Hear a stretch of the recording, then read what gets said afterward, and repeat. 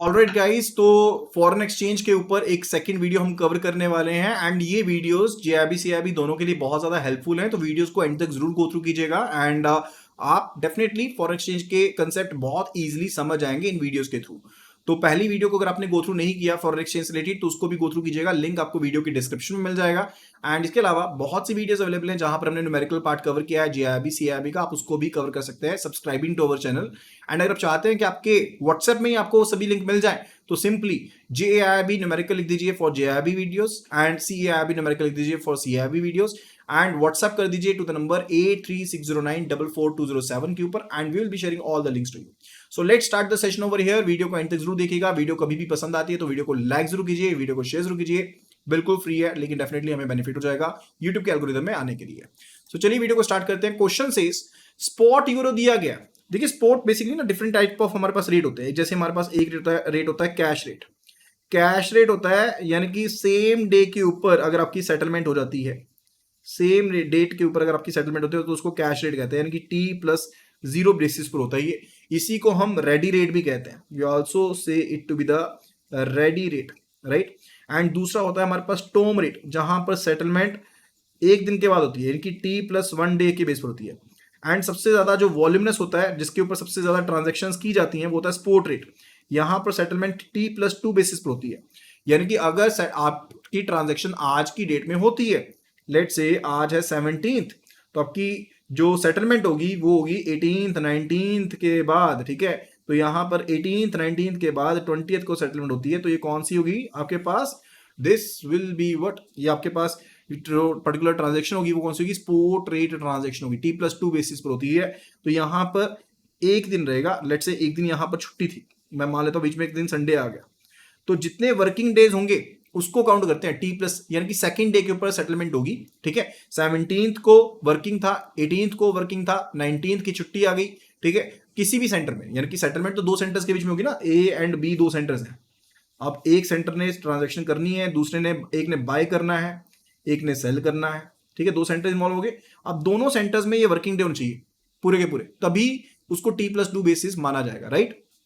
तो ये हमारे पास स्पॉट रेट होता है। अब फर्दर हम चलते हैं आगे। इट सेज कि स्पॉट रेट जो है वो गिवन है USD 1.3200/10। ये मेरे पास स्पॉट रेट गिवन है, right. This is the spot rate which is given to me, okay. मैं यहाँ पर थोड़ा सा हैंडराइटिंग में कर देते हैं इसको।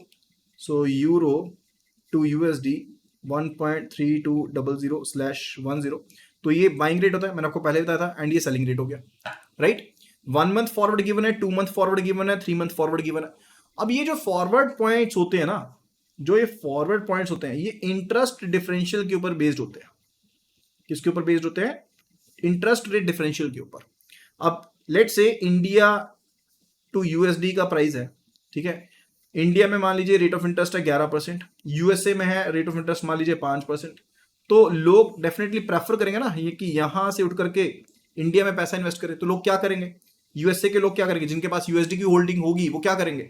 They will be selling the USDs and they will be buying the INR, ताकि इंडिया में इन्वेस्टमेंट कर पाए इस रेट के ऊपर। तो इसे इंटरेस्ट रेट डिफरेंशियल कहते हैं, ठीक है। उसके बेस पर फॉरवर्ड पॉइंट्स होते हैं। तो टोटल कितनी चीज होती हैं? 3 चीजें होती हैं। एक तो हो गया स्पॉट रेट, जिसके ऊपर फॉरवर्ड पॉइंट्स एप्लीकेबल होते हैं, डिपेंड करते हैं। एक हो गया स्पॉट रेट, दूसरा हो गया इंटरेस्ट रेट का जो डिफरेंशियल था, यानी कि जो भी आपके पास डिफरेंस आ रहा था दोनों के बीच में, 11-5 यानी कि 6% का डिफरेंशियल हो गया, तो इंटरेस्ट रेट डिफरेंशियल हो गया, मल्टीप्लाइड बाय फॉरवर्ड पीरियड, यानी कि कितने टाइम आगे का मैं बातचीत कर रहा हूं, वो हो गया। अब इंटरेस्ट रेट था तो उसको डेसिमल में कन्वर्ट कर लिया, 100 कर दिया।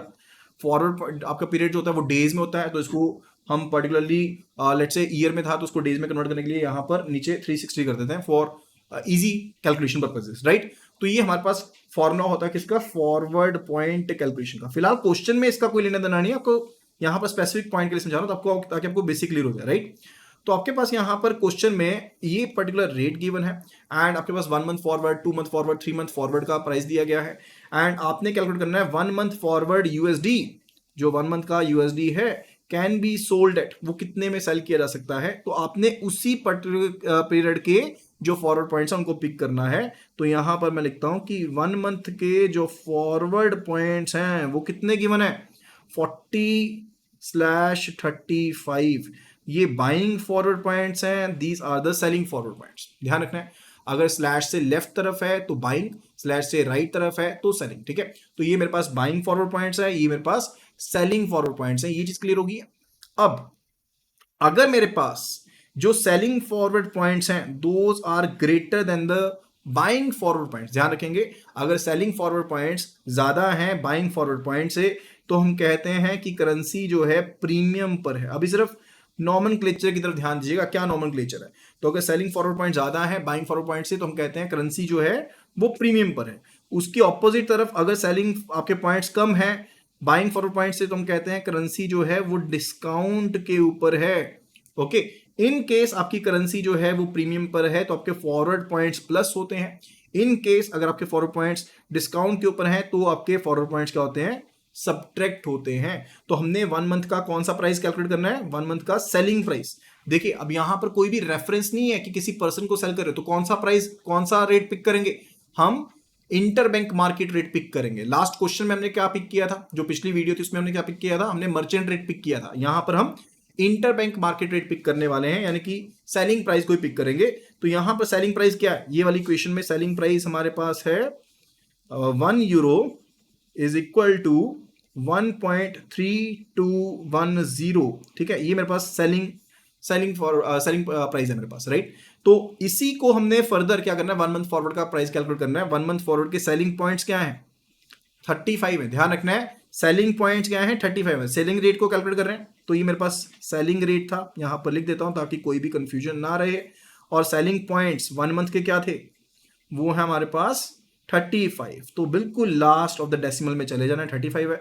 अच्छा, अब करेंसी हमारे पास यहां पर प्रीमियम पर है कि डिस्काउंट पर है, the currency is available at discount, क्योंकि सेलिंग पॉइंट जो है वो कम है from the buying points over there. तो करेंसी मेरे पास डिस्काउंट के ऊपर है, तो इसको माइनस करेंगे। ठीक है, तो यहां पर आंसर क्या रहेगा, it will be equal to 1.31 and further 75। ठीक है, तो ये हमारे पास आंसर रहने वाला है। तो हमारे पास 1 मंथ जो सेलिंग प्राइस आ गया यूरो का वो कितना आ गया, 1.3175 आ गया।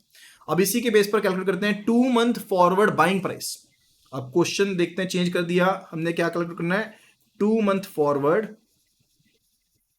जो बाइंग प्राइस है या बाइंग रेट है उसे कैलकुलेट करना है।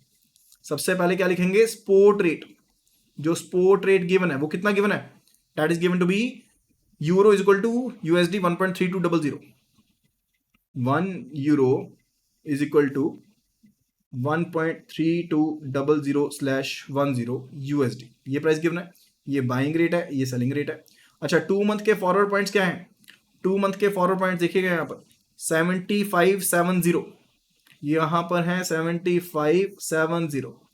ये हमारे पास बाइंग फॉरवर्ड पॉइंट्स हैं, ये सेलिंग फॉरवर्ड पॉइंट्स हैं। Again selling forward points are lesser than the buying forward points, तो करेंसी जो है वो डिस्काउंट पर अवेलेबल है, the currency is available at discount. Currency discount पर अवेलेबल है ना, तो क्या करेंगे, we will be subtracting these points. And हमने कौन सा रेट कैलकुलेट करना था, बाइंग रेट, तो कौन सा कंसीडर करोगे, 1.3200 वाला रेट कंसीडर करेंगे। ध्यान रखना है इस चीज का, 1.3200 वाला रेट कंसीडर कर लिया।